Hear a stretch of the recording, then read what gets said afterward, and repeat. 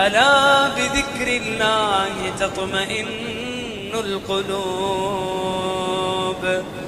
دور ایسا تھا خود بھوکے رہتے تھے لیکن دوسروں کو کھلایا کرتے تھے.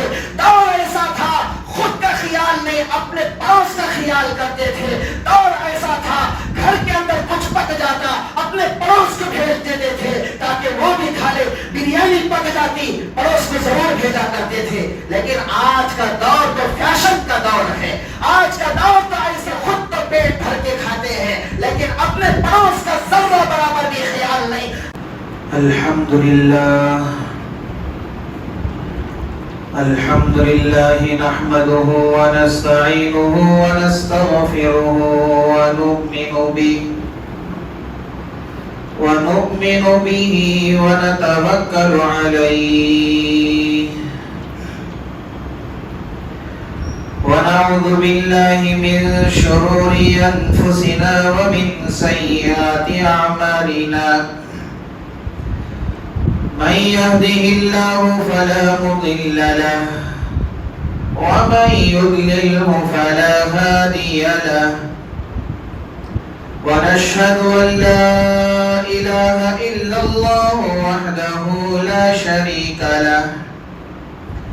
ونشهد أن سيدنا ونبينا ومولانا محمدا عبده ورسوله.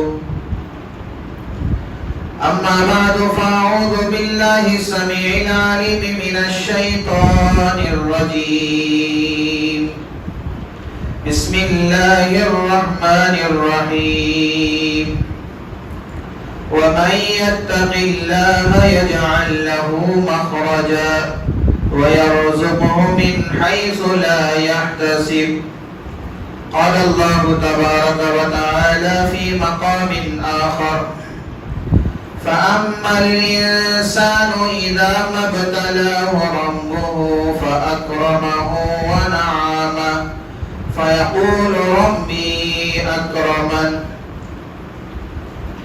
وأما إذا ما ابتلاه فقدر عليه رزقه فيقول ربي أهانن. صدق الله مولانا العظيم. وقال النبي صلى الله تعالى عليه وسلم: يا أبا هريرة اتق المحارم تكن أعبد الناس وارض بما قسم الله لك تكن أغنى الناس وأحسن إلى جارك تكن مؤمنا. أو كما قال النبي صلى الله تعالى عليه وسلم: رب اشرح لي صدري ويسر لي أمري واحلل عقدة من لساني يفقه قولي.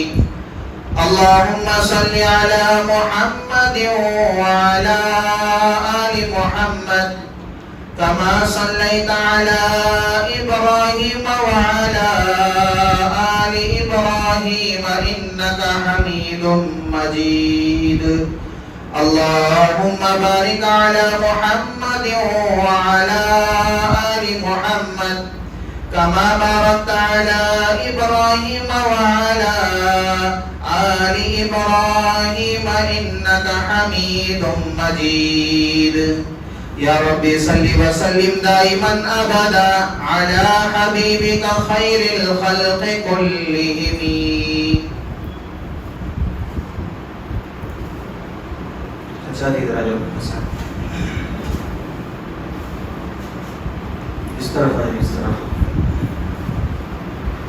معزز سامعین کرام اور میرے غیور مسلمان بھائیوں، بزرگوں اور دوستوں،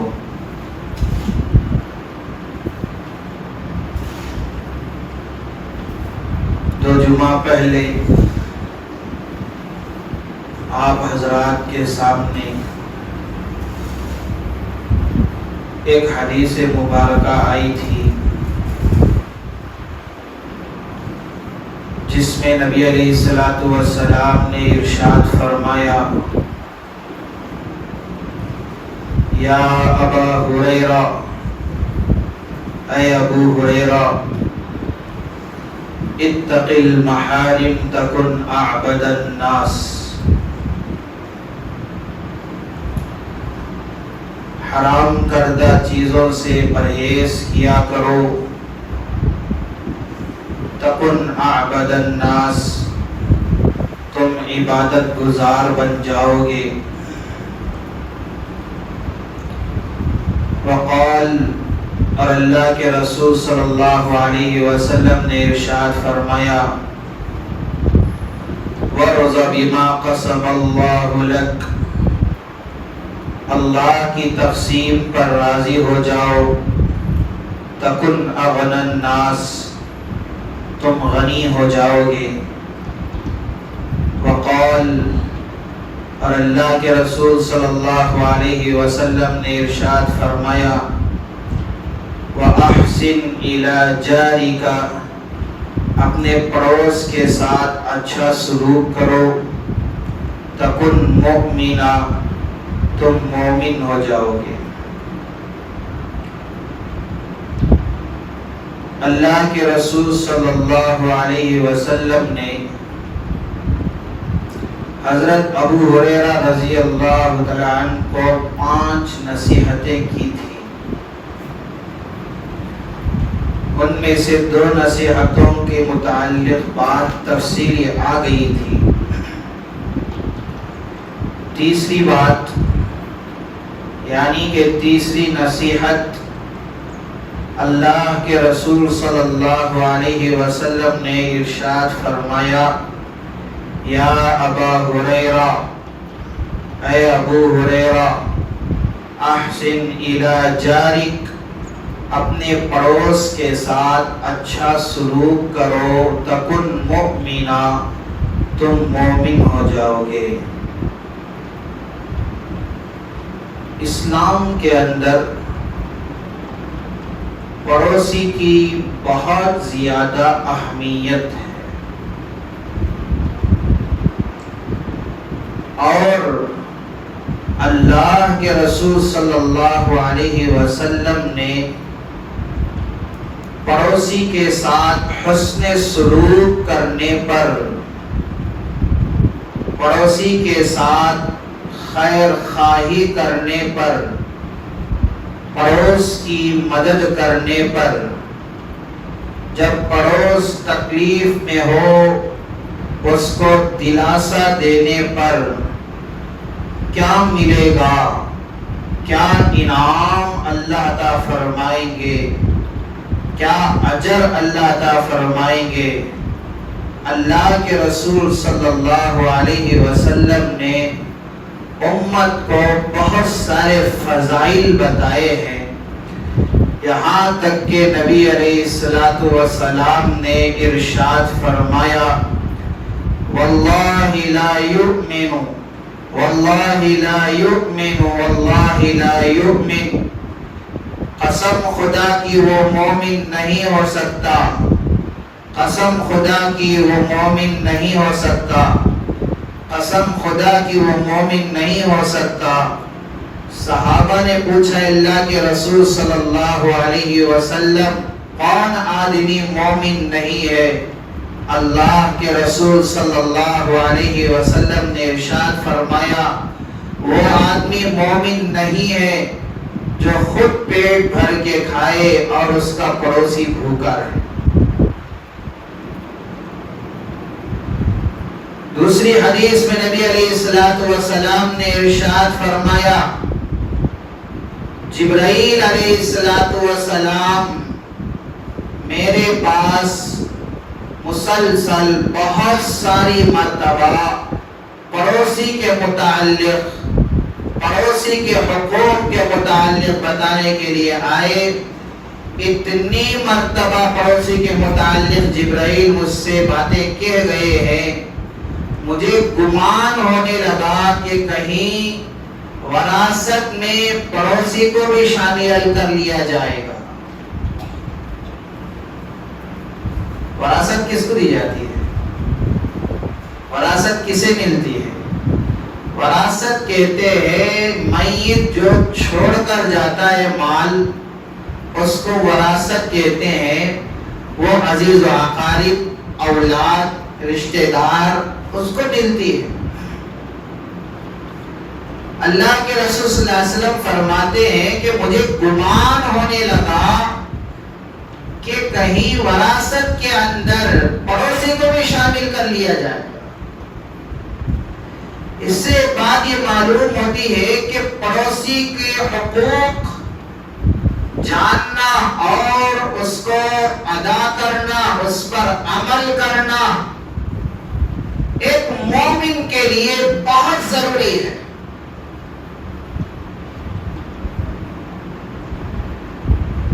اللہ کے رسول صلی اللہ علیہ وسلم نے ارشاد فرمایا، من کان یؤمن باللہ والیوم الآخر فلیکرم جارہ۔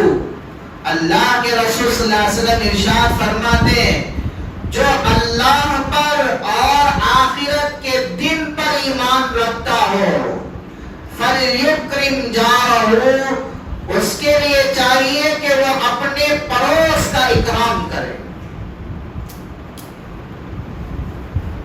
عجیب بات فرمائی اللہ کے رسول صلی اللہ علیہ وسلم، جو اللہ پر اور آخرت کے دن پر ایمان رکھتا ہو۔ کیا مطلب ہے؟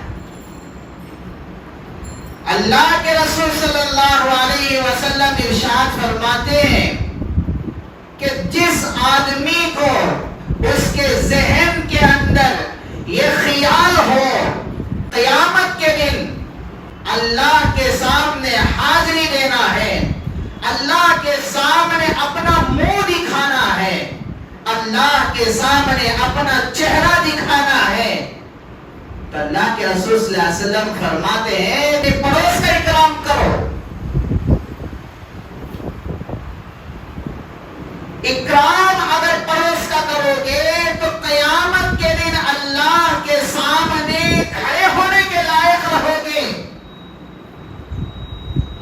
پڑوس کا اکرام کرو گے، اللہ کے سامنے منہ دکھانے کے لائق رہو گے۔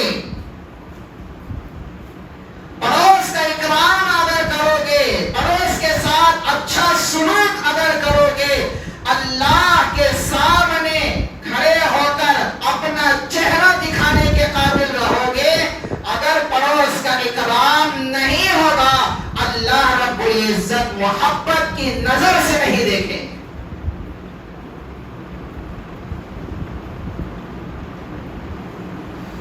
آج کل تو پڑوس کس کو کہتے یہ بھی جانتے نہیں، پڑوس کے کیا حقوق ہیں اس کو پہچانتے بھی نہیں۔ چلو پہچانتے تو نہیں ہے، پہچاننے کی کوشش تو کر رہے ہیں نا، کوشش بھی نہیں۔ یہاں تک کہ ہماری حالت ایسی ہے، میرے گھر کے پڑوس میں کون ہے، مسلمان رہتا ہے یا کافر رہتا ہے، یا مسلمان ہے تو وہ کون ہے، کیا نام ہے اس کا، یہ تک پتا کرنے کی فرصت نہیں ہے لوگوں کے اندر۔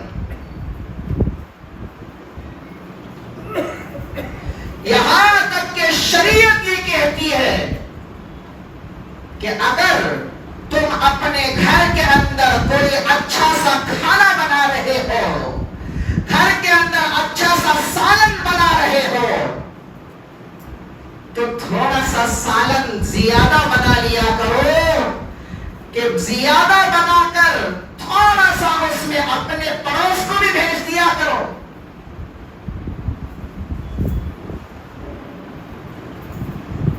لیکن پڑوس کا نام ہی یاد نہیں تو بھیج دینا۔ پڑوس معلوم اس نے کون ہے، تو یہ خیال اس کے ذہن میں کیسا آئے گا کہ وہ کھا بھی رہا ہے یا بھوکا سو رہا ہے۔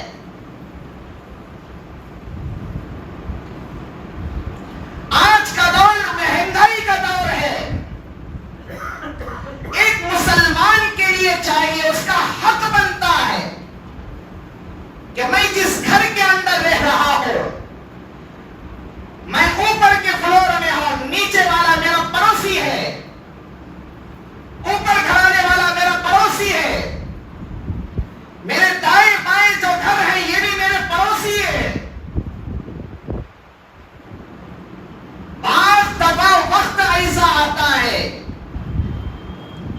کہ بیچارہ اکیلا گھر میں رہتا ہے، گھر والے نہیں ہوتے، کہیں چاہے ماں کے پاس گئے ہوئے ہوتے ہیں یا کہیں عزیز و اقارب کے پاس گئے ہوئے ہوتے ہیں، اپنے گھر والوں کو یہ کہتے ہیں کہ بھائی ہمارے پڑوس میں ایک آدمی ہے، چاہے وہ آدمی مسلمان ہو یا کافر ہو، لیکن یہاں پر اللہ کے رسول صلی اللہ علیہ وسلم حدیث کے اندر مسلمان اور کافر کا لفظ بیان نہیں فرمائے۔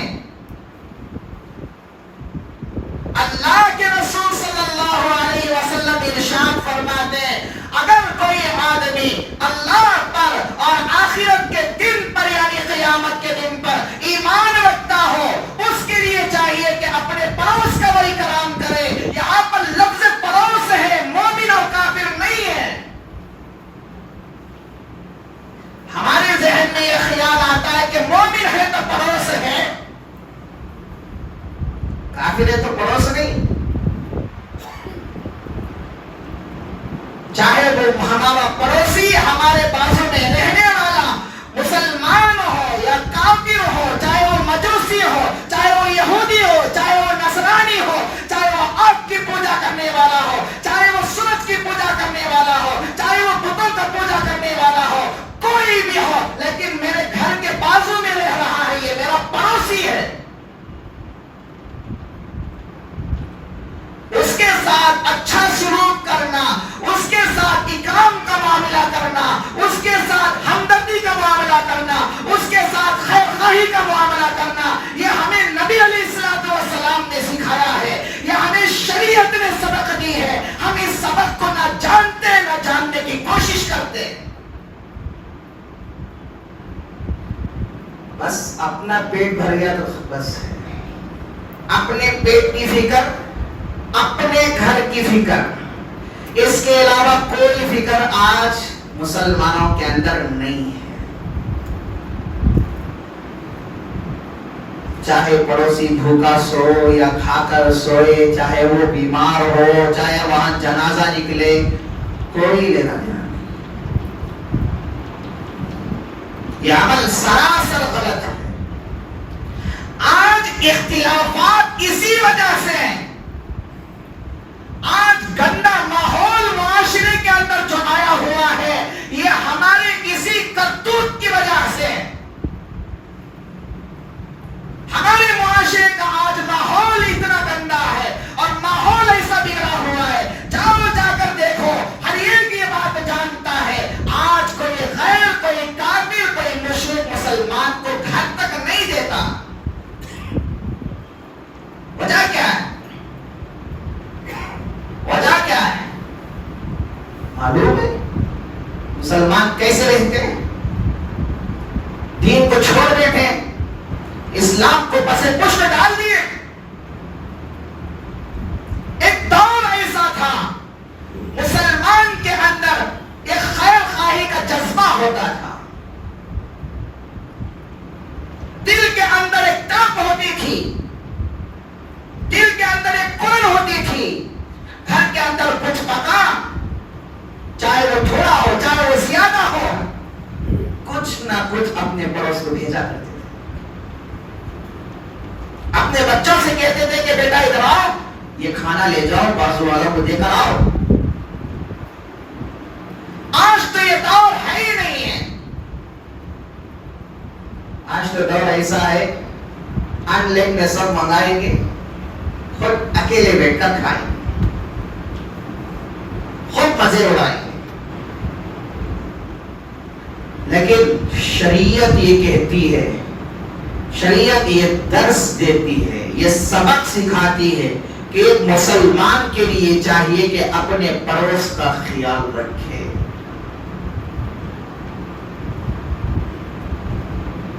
پہلے چاول بھی بانٹ لیتے تھے، دال بھی بانٹ لیتے تھے، نمک بھی بانٹ لیتے تھے، ضرورت پڑتی تو کہتے تھوڑا چاول دو بعد میں دے دوں گی، مانگ لیتے تو چاول دیتے تھے اور وہ بھی وقت پر لا کر دیتے تھے، کھانا پکاتے تو خود دے کر آتے تھے۔ حاکم تائی بہت بڑا سخی آدمی گزرا ہے، بہت بڑا سخی آدمی،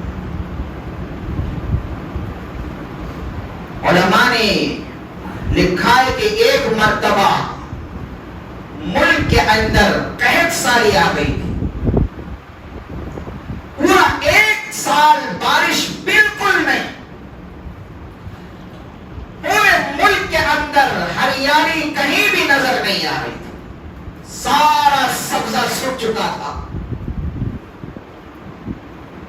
پانی کے قطرے قطرے کے لیے جانور بھی ترستے تھے کہ ایک گھونٹ پانی نہیں ملتا تھا۔ انسان کا دور کی بات، جانور بھی بھوکے پیاسے رہتے۔ ایک وقت ایسا آیا، سخت سردی تھی،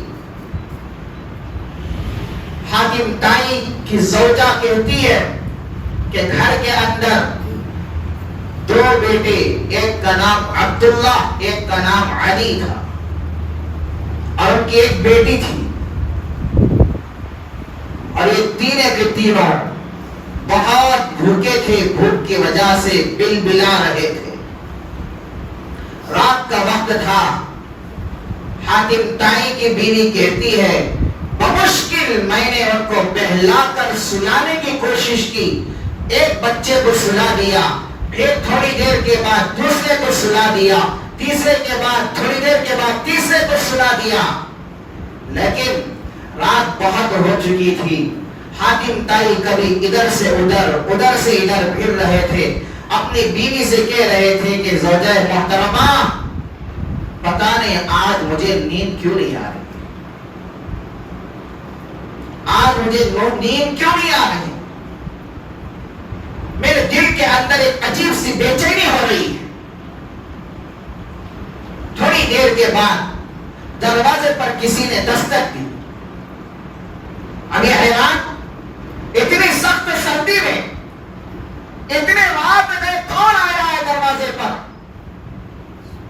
حاکم تائی کی بیوی آگے بڑھی، جا کر دروازہ کھولا، کھول کر دیکھا کہ وہاں پر ایک مائی کھڑی ہوئی ہے جو اپنے چھوٹے 2 بچوں کو اپنے ہاتھوں میں لی ہوئی ہے، اور اپنے 4 بچے، اس کے 4 بچے اسے اس ماں پر لپٹے ہوئے تھے، اور بھوک کی وجہ سے وہ بچے ایسے رو رہے تھے، ایسے بل بلا رہے تھے جیسے کہ جانور کے بچے چلاتے ہیں، وہ چھوٹے سے معصوم بچے ماں کے گود کے اندر وہ بل بلا رہے تھے۔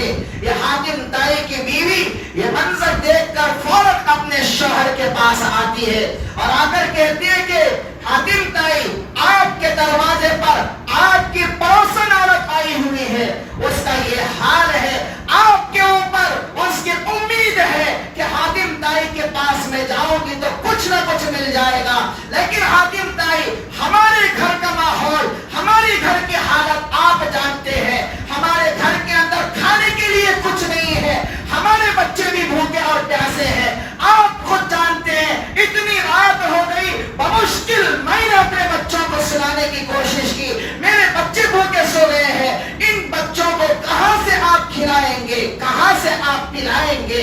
حاکم تائی کہنے لگا کہ زوجہ محترمہ، یہ مائی، یہ پڑوسن میرے اوپر یقین کر کے آئی ہوئی ہے، امید لے کر آئی ہوئی ہے، اللہ کی ذات پر امید رکھنا، اللہ تمہیں بھی کھلائے گا، انہیں بھی کھلائے گا، جلدی سے اس مائی کو گھر کے اندر بلا کر لاؤ، گھر بھی بہت سخت ہے، سردی بہت سخت لگ رہی ہے، کہیں اس کے بچے بیمار نہ ہو جائے۔ یہ حاکم تائی کی بیوی جلدی سے آگے بڑھتی ہے، اس مائی کو اپنے گھر کے اندر بلاتی ہے، اپنے بچوں کو لے کر گھر کے اندر آ جاؤ، دل کے اندر سوچ رہی ہے کھانے کے لیے کچھ نہیں، میرے بچے بھی بھوکے سوئے ہوئے ہیں، اس کے بچے بھی بھوکے ہیں، کوئی چیز اگر ہوتی میں خود بھوکے ہو کر ان کے بچوں کا پیٹ بھر دیتی، اس مائی کو میں کھلا دیتی، لیکن کیا کروں، کوئی چیز نہیں ہے۔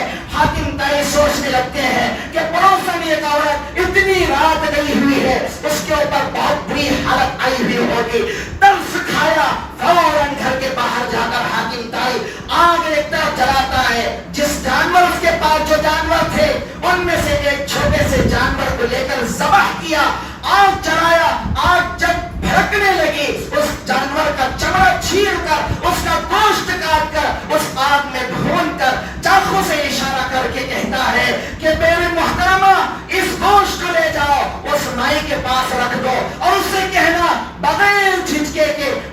शर्माए कि पेट भरकर खुद भी खा लेना, अपने बच्चों के पेट को भी भर देना। वो गोश्त हातिम ताई की बीवी लेकर जाती है, उस माई के सामने रखती है, कहती है कि माई लो इसको खा लो, इससे आपका पेट भरेगा और अपने बच्चों को भी खिला दो, उनका पेट भी भर जाएगा, उनकी भूख भी मिट जाएगी। लेकिन हातिम ताई कहते हैं कि माई अपनी बीवी से कहते हैं कि ज़ौजा मोहतरमा आप भी नौश फरमा ले, अपने बच्चों को भी उठाएं ताकि उसकी भूख भी मिट जाए। लेकिन बीवी कहती है हातिम ताई की, हातिम ताई ने जानवर ज़बह किया, इतनी मेहनत की, हमसे ज्यादा वो भूखा था, हमसे ज्यादा वो भूखा था, सबको खिलाया लेकिन खुद भूखा रहा। सुबह के वक्त में जब उसकी भूख ज्यादा हो गई, वो जाकर टटोलता है तो हड्डियों के अलावा कोई जरा सा भी गोश्त वहां पर नहीं था। दौर ऐसा था, खुद भूखे रहते थे लेकिन दूसरों को खिलाया करते थे। दौर ऐसा था, खुद का ख्याल नहीं अपने पड़ोस का ख्याल करते थे। दौर ऐसा था, घर के अंदर कुछ पक जाता अपने पड़ोस को भेज देते थे ताकि वो भी खा ले, बिरयानी पक जाती पड़ोस को जरूर भेजा करते थे। लेकिन आज का दौर तो फैशन का दौर है, आज का दौर तो ऐसा गया गुजरा दौर आ चुका है कि खुद तो पेट भर के खाते हैं लेकिन अपने पड़ोस का जर्रा बराबर भी ख्याल नहीं। अल्लाह के रसूल सल्लल्लाहु अलैहि वसल्लम इरशाद फरमाते हैं, अल्लाह पर ईमान है, आखिरत पर ईमान रखते हो तो तुम्हें चाहिए कि अपने पड़ोस का इकराम किया करें। लेकिन नबी अलैहिस्सलातु वस्सलाम ने इरशाद फरमाया, वल्लाहि ला युमिन, वल्लाहि ला युमिन, वल्लाहि ला युमिन, कसम खुदा की वो मोमिन नहीं है, कसम खुदा की वो मोमिन नहीं है। अल्लाह का रसूल कसम खा रहा है, दोनों जहां का सरदार कसम खा रहा है, सारे नबियों का सरदार कसम खा रहा है, सारे रसूलों का सरदार कसम खा रहा है। समझना इस बात को, नबी जब कसम खाए एक मर्तबा नहीं 3 मर्तबा कसम खा के फरमाते हैं, वल्लाहि ला युमिन, वल्लाहि ला युमिन, वल्लाहि ला युमिन। खुदा की कसम वो मोमिन नहीं है, खुदा की कसम वो मोमिन नहीं है, खुदा की कसम वो मोमिन नहीं है। सहाबा हैरान है, पूछते अल्लाह के रसूल सल्लल्लाहु अलैहि वसल्लम कौन मोमिन नहीं है? अल्लाह के रसूल सल्लल्लाहु अलैहि वसल्लम फरमाते वो शख्स मोमिन नहीं है जो खुद पेट भर कर खाए उसका पड़ोस भूखा सोए। आज हम अपने गिरबान में हम झांक कर देखें कितने फीसद हम मोमिन हैं, कितने फीसद हम मोमिन हैं। क्या कभी पड़ोस के मुताल्लिक हमने सोचा कि पड़ोस किस हाल में? अल्लाह के रसूल सल्लल्लाहु अलैहि वसल्लम इरशाद फरमाते हैं, जिसका हासिल ये मतलब बयान फरमाता, अल्लाह की रजा और रसूल की रजा, अल्लाह की रजा और अल्लाह के रसूल की रजा अगर चाहते हो तो पड़ोस का ख्याल किया करें। हज़रत इमाम अबू हनीफा रहमतुल्लाहि अलैह हर शख्स जानता है, कौन नहीं जानता सारी दुनिया के अंदर इमाम साहब। एक वक्त था वफ़यातुल आयान के अंदर ये वाक़िया मज़कूर है। हज़रत इमाम अबू हनीफा रहमतुल्लाहि अलैह के दौर में एक वक्त रात के वक्त में उस इलाके का गवर्नर हजरत के घर के बाजू से गुजर रहा था। क्या देखता है कि हजरत के घर के पड़ोस में जो घर है उसके अंदर से अजीब शोर और शराबे की आवाजें आ रही। ये वक्त का गवर्नर है और जाकर देखा चंद नौजवान लड़के जो शराब में मस्त है, गाना बजाना हो रहा है, अय्याशी कर रहे हैं, शोर मचा रहे हैं। और ये गवर्नर जाकर जो घर का मालिक था नौजवान उसको पकड़े, कहा कि क्या तुझे मालूम नहीं कि तेरे पड़ोस में कौन है? کہ وقت کے امام ہے، اتنے بڑے عالم تیرے گھر کے پڑوس میں رہتے ہیں، وہ رات اٹھیں گے، عبادت کریں گے، نماز پڑھنے لگیں گے، اور تم اس طرح شور مچاؤ گے تو کیا ان کی عبادت میں خلل نہیں ہوگا؟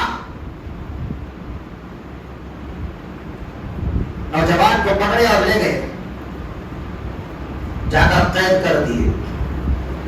صبح کے وقت امام ابو حنیفہ رحمۃ اللہ علیہ فجر کی نماز کے لیے مسجد گئے۔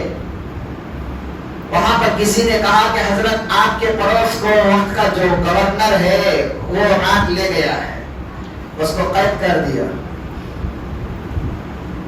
اب حضرت گئے گورنر کے پاس اور جا کر پوچھا کہ بھائی آپ نے میرے پڑوس کو قید کیا ہے؟ کہا کہ ہاں جی حضرت۔ کیوں قید کیا؟ کیا جرم کیا ہے اس نے؟ کہا حضرت کوئی جرم تو نہیں کیا، آپ کا پڑوسی ہے، میں گزر رہا تھا تو میں نے شور شرابے کی آوازیں سنی اور مجھے خیال آیا کہ اس کے پڑوس میں آپ رہتے ہیں، آپ کی عبادت میں خلل ہوگا، آپ کی نیند میں خلل ہوگا، اس لیے میں نے اس کو پکڑ کر لا کر قید کر دیا تاکہ آپ کو تکلیف نہ ہو۔ امام ابو حنیفہ رحمۃ اللہ علیہ نے گورنر سے کہا کہ بھائی اس نے مجھے تکلیف دیا ہے، آپ کو نہیں، اس کو آزاد کرو، اس کو چھوڑ دو، اس کو رہا کر دو، میں نے اس کو دل سے معاف کر دیا ہے۔ اب گورنر نے اس کا کیا ہے رہا کر دیا۔ اب وہ نوجوان آ کر حضرت سے پوچھتا ہے حضرت میں نے روزانہ جان بوجھ کر شور شرابہ کرتا رہا، روزانہ گانے بجانے جان بوجھ کر کیا کرتا تھا تاکہ آپ کو تکلیف پہنچے، تاکہ آپ کی عبادت میں خلل ہو۔ میرے اتنے کرنے کے باوجود آپ مجھے بچانے کے لیے آ گئے۔ لیکن یہ حضرت کا جو اس کے ساتھ اس کو رہا کروانا اور اس کے ساتھ جو سلوک ہوا، اس سے وہ نوجوان اتنا متاثر ہوا، وہیں پر اس نے توبہ کی، کہا کہ حضرت ابھی میں توبہ کرتا ہوں، آج کے بعد سے کبھی میں شراب نہیں پیوں گا، آج کے بعد سے کبھی میں کسی کو دکھ نہیں پہنچاؤں گا، آج کے بعد سے کسی کو تکلیف نہیں پہنچاؤں گا۔ ایک مومن کی شان یہ ہوتی ہے کہ اپنے پڑوس کا ہر لحاظ سے وہ خیال کرتا ہے۔ آج ہم نے اسلام کو پہچاننے کی کوشش نہیں کر رہے، آج ہم دین کو پہچاننے کی جاننے کی کوشش نہیں کر رہے ہیں۔ شریعت نے پڑوس کا کیا حق بتایا ہے، اس کے ساتھ سلوک کیسے کرنا ہے، اس کے ساتھ برتاؤ کیسے کرنی ہے، سلوک کرنے پر کیا اجر ملے گا، اس کے ساتھ ہمدردی کرنے پر کیا اجر ملے گا، کتنی نیکیاں ملے گی، کتنا ثواب ملے گا، اس کے متعلق ہم نے کوئی فکر نہیں کر رہے ہیں، اس کے متعلق کوئی سوچ ہمارے ذہن میں نہیں آ رہی۔ لیکن اللہ کے رسول صلی اللہ علیہ وسلم کا فرمان ہے جو آدمی اپنے پڑوس کے ساتھ اکرام کا معاملہ کرتا ہے، ہمدردی کا معاملہ کرتا ہے، حسن سلوک کا معاملہ کرتا ہے، رب ذوالجلال اس کے کمائی کے اندر بھی برکت عطا فرمائیں گے، اس کے عمر کو بھی دراز فرما دیں گے۔ اللہ کے رسول صلی اللہ علیہ وسلم نے حضرت ابو ہریرہ رضی اللہ تعالی عنہ سے ارشاد فرمایا، اے ابو ہریرہ تیسری بات یہ ہے، تیسری نصیحت یہ ہے، وَأَحْسِنْ إِلَى جَارِكَ تَكُنْ مُؤْمِنًا، اپنے پڑوس کے ساتھ اچھا سلوک کرنا تم مومن ہو جاؤ۔ ایمان والا کس کو کہہ رہے اللہ کے رسول صلی اللہ علیہ وسلم؟ مومن کس کو کہہ رہے اللہ کے رسول صلی اللہ علیہ وسلم؟ اپنے پڑوس کے ساتھ اچھا سلوک کرنے والے کو مومن کہہ رہے ہیں، اپنے پڑوس کے ساتھ اچھا معاملہ کرنے والے کو مومن کہہ رہے ہیں، اپنے پڑوس کے ساتھ خیر خواہی کا معاملہ کرنے والے کو مومن کہہ رہے ہیں۔ تو اس لیے ہمیں چاہیے کہ ہم اپنے آپ کو ایمان والے کہتے ہیں، ہم اپنے آپ کو مسلمان کہتے ہیں، تو ایک مسلمان کے لیے چاہیے کہ وہ اپنے پڑوس کے ساتھ اچھا سلوک کرے۔ ایک مومن کی شان یہ ہوتی ہے کہ پڑوس کا ہر لحاظ سے خیال کیا، ارادہ کرے کہ انشاءاللہ پڑوس کے حقوق جان کر اس پر عمل کرنے کی کوشش کریں گے۔ اللہ تعالیٰ سے دعا ہو کہ اللہ تعالیٰ جو کچھ کہا اور سنا گئے ان باتوں پر سب سے پہلے کہنے والے کو عمل کی توفیق عطا فرمائے۔ اللہ تعالیٰ ہم تمام کو عمل پیرا بنائے۔ آمین و آخر دعوانا الحمدللہ رب العالمین۔